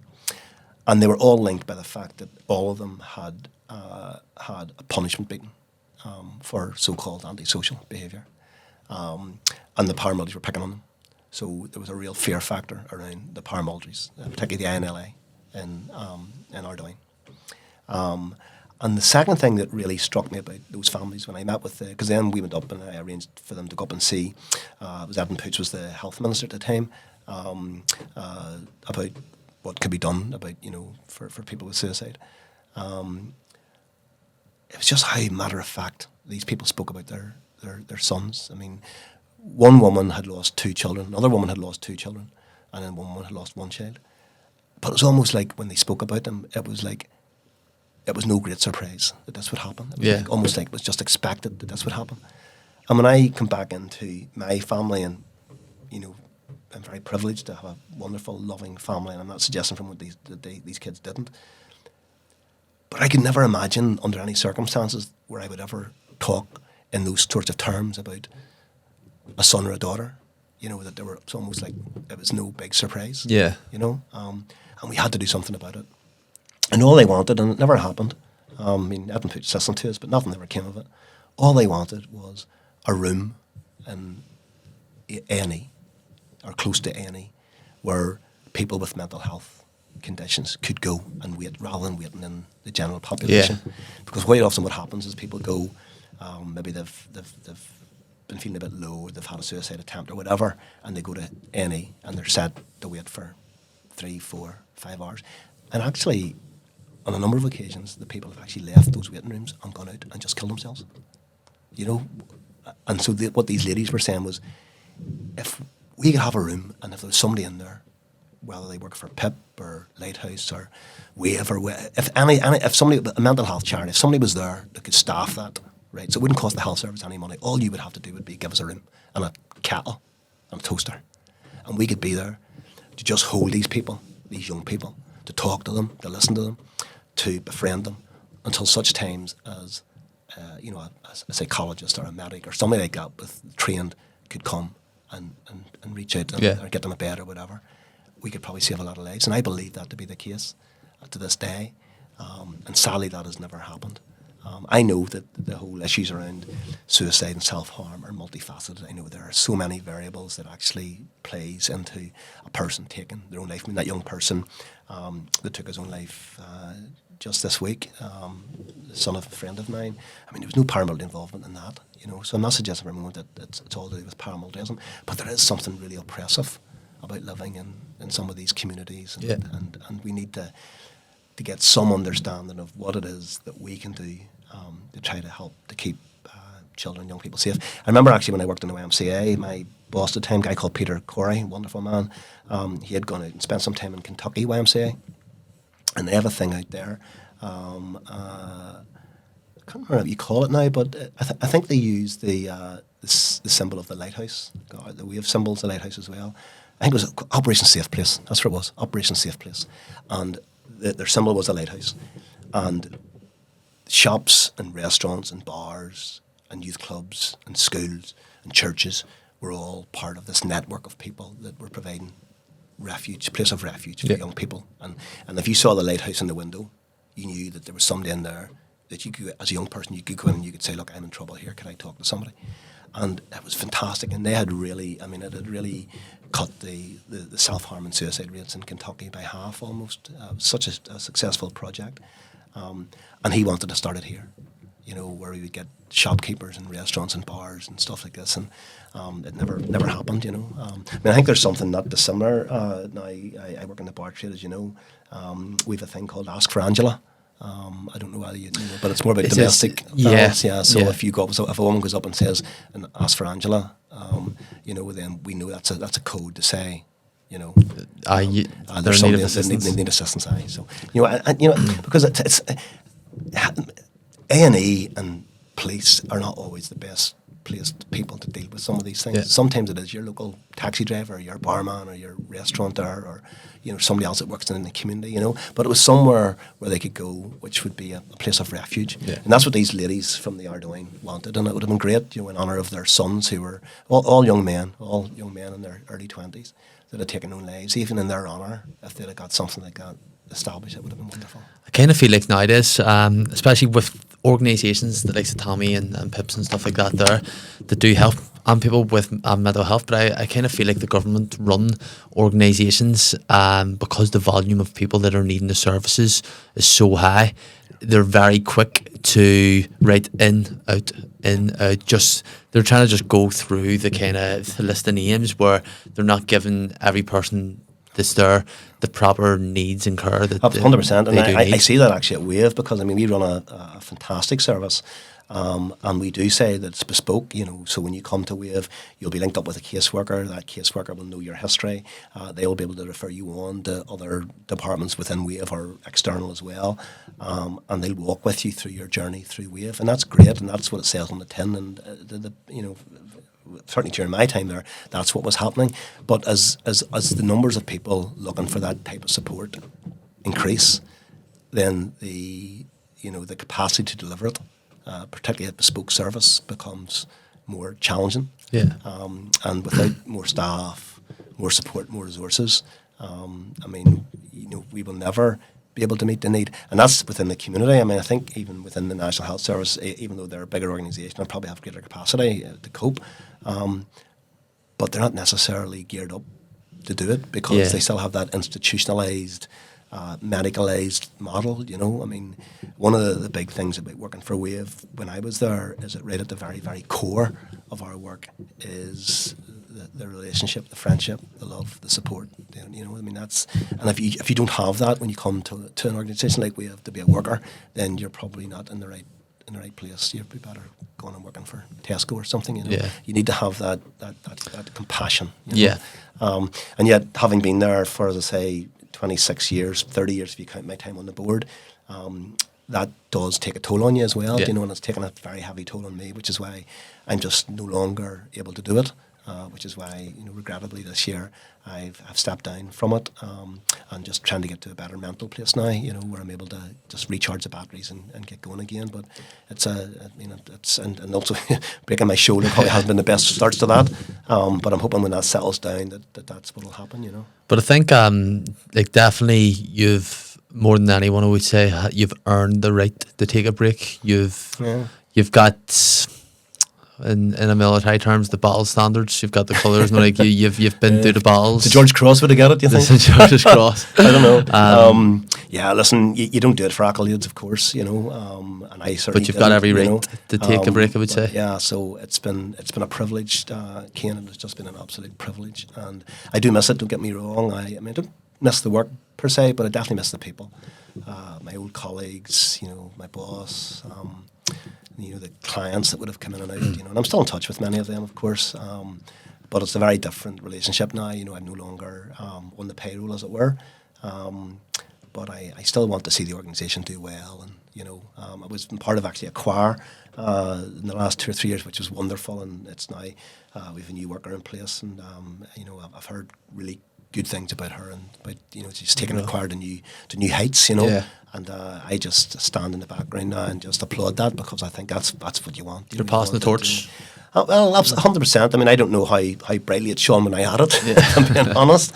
I didn't always get things right, but I always believe, or choose to believe, that my heart is always in the right place, and that for me it's always been about the love, the kindness, the compassion, the humility, the grace. Those are the big cornerstones of my life. And if I've passed them on to other people, well then, I think that's a good thing. I hope.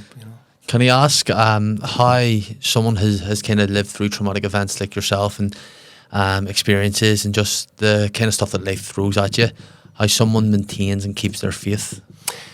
Oh goodness, what a big question to finish with. The whole question of faith in this society is huge, and my faith has been up and down like a roller coaster.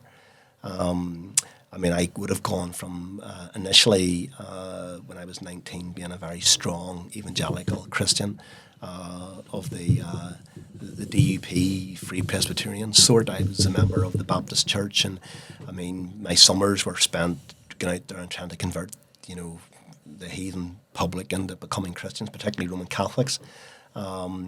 giving out gospel tracts in city centre, going door to door, evangelism, which I didn't always get right. I can remember actually doing a door-to-door mission in Tigers Bay of all places, and every door that we went to, the answer was always the same. Oh, we go to wee Eric's church, son. We go to wee Eric's church. Eric's, we're with Eric, so we are. And Eric was the former Lord Mayor of Belfast, who ran the wee gospel Jesus Saves at the bottom of Limestone Road, and they were all, at least they claimed. I mean, if everybody went to that church and said they were going to that church, I don't know how they would have fitted them all in, but everybody went. So I think it was more of a way to get rid of me, basically, by saying, "No, we're okay, son, we're sorted. We go to wee Eric's church," and I was fed up with it. And I remember just about a week or two previous listening to a record by a singer-songwriter called Keith Green, and he's wonderful storyteller, and he was basically making the point that, you know, going to church doesn't make you a Christian any more than going to McDonald's and make you a hamburger. That's what he said. I thought it was a great line. So I thought, the next house I see, I'm going to try this line out. And this wee woman came to the house and says to me, "So, okay, son, we go to wee Eric's church, we go to wee Eric's, we're saved, son, we're okay." And I says, "Well, you know, missus," I says, "going to church is not going to make you a hamburger any more than going to McDonald's and make you a Christian." And she went, "What, son?" And I went, "I didn't get that right." I didn't get that the right way. And she closed the door and she went on, you know. But there is something around, you know, church attendance in this country which is now at an all-time low. And yet that sort of house movement, I mean, my sister's a wonderful woman, is Christian and goes to a little house fellowship.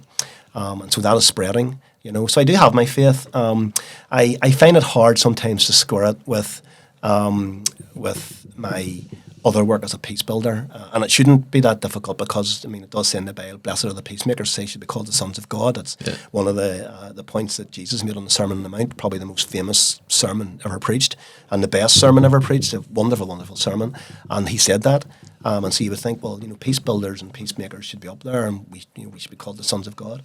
But when I think of myself as a peacemaker and as a peace builder, and I think of myself as a human rights advocate, and then I think of the sorts of things that I used to teach in Sunday school, where I was teaching about the children of Israel going into the various lands in the Holy Lands and putting everybody to the sword, man, woman and child.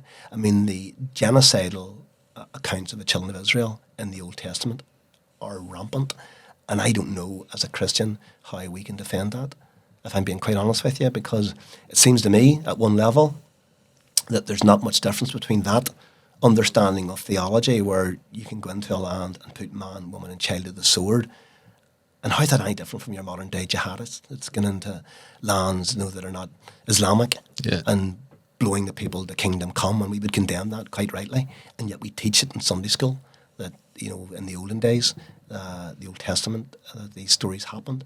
So I find that very, very hard to, you know, to accommodate. And I've brought it up with various pastors and various Christian ministers. I've never really had a satisfactory answer, if I'm being completely honest with you. I think they've struggled with it as well.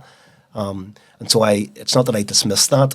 I believe that in the Bible, you know, because man touched it, God breathed upon it, and, you know, man was used as his scribes basically to write down these wonderful truths from God on high.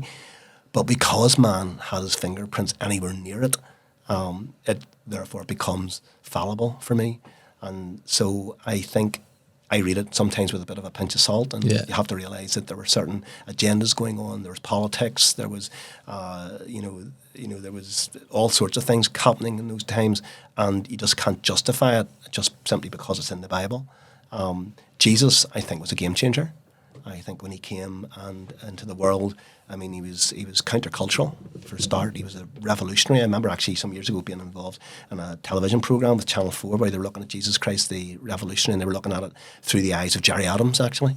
First time I met Jerry Adams, actually, we were working on that same programme together, because Jerry Adams had a revolution, and, you know, and Christ's revolution, but one was one of peace and one was one of war. And so they just wanted to know, you know, and because I was one of the victims of the IRA, they wanted to know, you know, what I thought about that. So I do believe that Jesus came and he changed things. And so when he says things like love your enemies and pray for your enemies, and, you know, do good to those that hate you and persecute you, turn the other cheek, you know, respond with love and kindness. And I mean, that's the kind of Christian that I want to be, you know.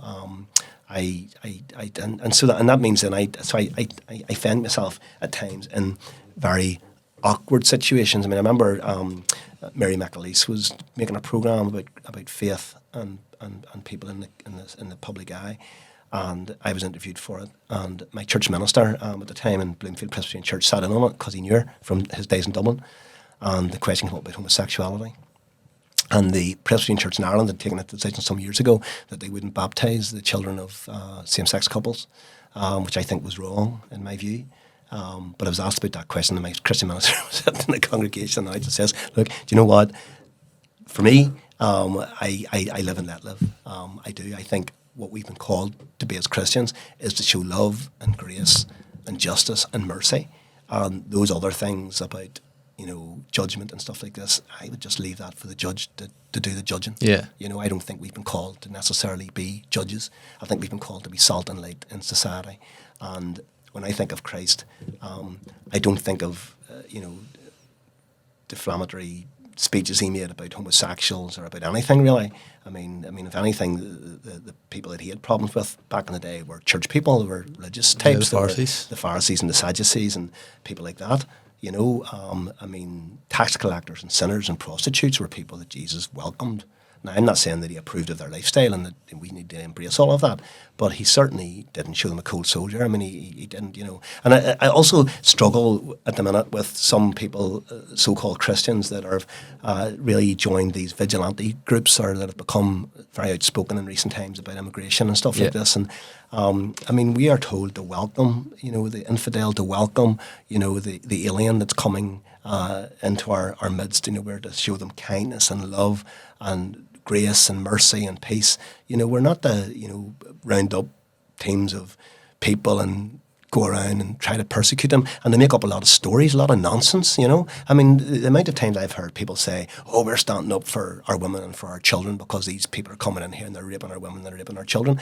I mean, that may have happened in some isolated instances. I'm not suggesting for a moment that it hasn't. But to say that everybody that comes here from another land seeking asylum or whatever is a rapist or a child molester is just complete bunkum in my view. And the statistics do not back it up either. And not only that, but I remember in the Ballymena when the race riots were going on, and people were saying, oh, we're just standing up for our women and children. A girl came on, a very brave young woman actually, who was raped by a Ballymena local some years previous to that. And she said, where was the riots outside his door when he was convicted of raping me? I mean, where was the turmoil? Where was the city thrown into an uproar? Because he was a local man, But all of a sudden, it's brown coloured skinned people that have done this, and all of a sudden the whole town's in an uproar, and they're wanting them all out, and they're So I am very saddened and very concerned actually by the increased racism. I know they don't like to be called racists, and they don't like to be called far right. They prefer to be called just uncles and aunties and daddies and mummies and stuff like this. But what they are doing is racism. Just for sure. One last question. Cause that was going to be the final question, okay. But mentioned something there. But so you used to campaign against Gerry Adams. You've written letters many a time, but you said there that was the first time you had ever met him. Yes, was that show. Mm-hmm. Can you share any of the conversation that you had? Yes, I can remember it as well because so it was Channel 4 were doing it, and it wasn't just Gerry Adams. There was, Alan McBride was one of them as well. It was a series of programmes, and they were doing it through people who were in the public eye, and Gerry Adams was one of them. And they asked me because obviously I had a reputation for being someone who confronted Gerry Adams, and because of what happened to Sharon and stuff, I would be part of the show. And I thought about it and prayed about it, whether or not I would do it or I wouldn't do it. And I spoke to a dear friend, Harold Good, about it. Harold knows Gerry Adams well. And I agreed to do the show because I thought, I've had all these years of campaigning against Gerry Adams. Then I've come out the other end of that, and I've said, look, we need to reach out the hand of friendship, and we need to be tolerant, and I need to probably start to put that into practice if I'm going to, speak about that. So I decided that maybe it was time to bury the hatchet, excuse the pun, in Gerry Adams. And so I got in touch with Harold. Harold agreed to set up a meeting between him and me privately before we would go and do the public show. Now, when I told Channel 4 that we were going to do this, they did not want this at all. They wanted the first meeting to be on camera, me meeting him. And I just refused. I says, look, you guys are interested in making a programme. I get that. but this is part of my life, and I want to use this opportunity to. So I didn't. So I said, look, I will meet Gerry Adams, but I will not make the programme if that's the case. So they came back and said, look, that's okay. Meet Gerry Adams, and we'll do the programme. So I met him on the Friday, and we did the programme on the Sunday. And when he came into the room, he came in with Richard McCauley, his assistant, and first thing he did was reach out his hand, and I immediately grabbed it and shook it. And he said to me right away, he says, Alan, we're so sorry for your loss and for what happened on the Shankill Road. That was wrong. And I accepted that. And then we had a conversation about the conflict and about what happened. And I was, being a lifelong pacifist, I don't believe the conflict brought about anything of any note in terms of change in Northern Ireland. I believe it was just a complete waste of human life. I think the cause of Irish republicanism and nationalism would have been advanced had they have chosen to go down the road to peaceful politics. He disagreed with me. He said to me that after Bloody Sunday that wasn't possible. You were always going to be met with the might of the British establishment and blah, blah, blah. Although he did say that after the 1981 hunger strikes that he believed that the conflict had run its course, and that after that they knew then that the only way to bring about an end to this conflict and to pursue their objectives was by the ballot box. That had to be the way it was. Obviously, they chose a strategy of the Armalite in the ballot box for a number of years after that. And I think there was 1,000 people that were murdered between 81 and 94 when the first Irish ceasefire happened. So there was 1,000 people's lives that could have been saved had Gerry Adams had got his message across to the Republican movement that, look, armed struggle is over, we need to go down the road of peaceful politics. But they didn't do that. But we disagreed on quite a number of things, but did agree that that where we were now was in a much better place, and that we had to really reach out the hand now of friendship and forgiveness and try to move on with our lives and to try to build a society that that could be there for everybody, no matter who you are. And so I accepted that, and we shook hands, and then he left and I left, and the next week actually I had a book out at the time. Called That Night in December. It was about a service that we had ran in December a few years previous to this, and I'd put a book out on the back of it. I'd done a number of books, and I'd invited everybody, all our MLAs, to come to it, including Gerry Adams. Gerry Adams had written back to me to say that this is before I met him, that he couldn't make it. He was out of the country that day, and that but he would send somebody along to represent Sinn Féin. So I asked him about it again, and he, when I met him, and he said to me, no, look, I want to be there for you, so we'll come. And so he came, and a very heavy delegation of Shinners came. Including Martin McGuinness, Mitchell McLaughlin, Gerry Adams, Katrina Rowan. All the very senior Republicans were there. It was on Tuesday, but on the Monday, they aired this on the news that I was making this programme with Gerry Adams, and I never thought about it at the time, but my mother-in-law had heard it, Elsie, and so she was very upset and had been crying all day. Couldn't believe that I would meet this man. And I went up to her house that night, and because my sister-in-law phoned me to say, look, Mum's not very happy with you, you need to go up there and speak to her.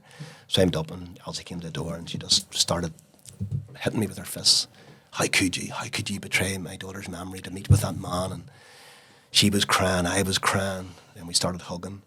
And I left, and I was with a very heavy heart, because the next day then was the book launch, and my mother-in-law was at it with her.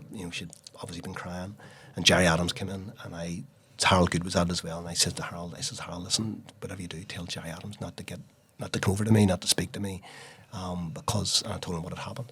So Harold went and told Gerry Adams, and Gerry Adams and the whole Sinn Féin entourage just left. They just walked away, just left, and he wrote an email that night to say that he was very sorry that he had put me in that position, and blah, blah, blah, but he understood, the hurt and the pain and all the rest of it. And it was just nice of him to write that to me. And my mother-in-law and I our relationship did deteriorate after that for probably a good few months. And then, as only Elsie can do, because she's the most wonderful woman, I had been bringing up my ironing for her to do it. Basically, I was trying to, my daughter would say, Daddy, what are you giving your ironing to Nanny to do? Nanny can't cope with that. She's just an old woman and she can't do it. Yeah. But I was really trying to keep her involved in Zoe's life, and my life, so that's why I was doing it. And in the middle of the ironing, when I got it back from her, was these bag of raspberry ruffles. Raspberry ruffles were always used by Elsie as a peace offering, you know. Yeah. And I knew them because she was a very private woman. She didn't really say words like love and stuff like that. She was old school, you know, that kind of generation, very stoic. Yeah. But in the middle of my washing, there was a big bag of raspberry ruffles. And I just realised that, okay, me and Elsie are good again. And we were friends, for the rest of her life. She passed away during COVID, very sadly. But just about a couple of years back, I was able to organise a memorial service for her at Wave, and there was hundreds at it. And I spoke at it, and our choir sang at it, and we told stories about Elsie. And she was walking up Shankill Road the day of the Shankill Bomb and saw it go off, you know, and she lost her daughter and her husband. So, there's few people Couldn't imagine that have suffered more than Elsie have suffered, you know, and yet through it all, she was such a remarkable person. When I first started working for the YMCA, actually, in Lisburn, just after the bomb, she came with me because her business was destroyed, obviously because of the fish shop. And so she worked in a wee snack bar, just volunteered, serving chips and hamburgers to people. And when I got the job with Wave, she came with me as well. And she worked in the front office, taking phone calls and stuff like that. So I used to say to people, look, if you employ me, you get Elsie for nothing. Yeah. You know, but we were the best of friends, and she was the most wonderful woman. I loved her as much as I loved my own mother, actually. You know, she was just, and I'm still very, very close to the family, to Sharon's family. You know, they're my family. Your family as well. Well, Alan, thank you very much for coming and sharing your story. Honestly, it was an absolute honour to listen to this story, and I hope everyone that is watching this here has taken something away. Because I feel very moved just listening to your story, and again, it's a privilege, and thank you very much for coming on. Thank you.